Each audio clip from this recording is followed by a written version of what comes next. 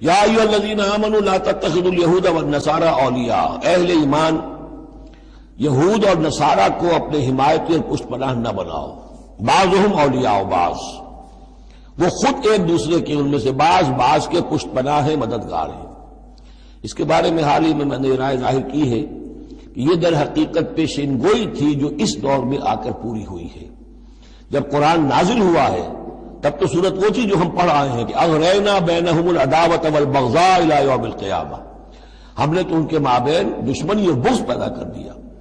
دشمنی رہی ہے شدید ان کی آپس میں، اور کچھ تو خون ہوتا رہا ہے. لیکن یہ کہ ایک پیشن گوئی تھی جو پوری ہوئی ہے اس صدی میں آ کر. بالفور ڈکلیریشن کے بعد سے صورتحال یہ بنی ہے کہ ان کا گٹھ جوڑ شروع ہوا ہے، اور پھر اسرائیل کی حکومت قائم ہوئی ہے، اور وہ ہوئی ہے برطانیہ کے زیر اثر اور امریکہ کے زیر اثر. اور اب بھی اگر وہ قائم ہے تو اصل میں انہیں عیسائی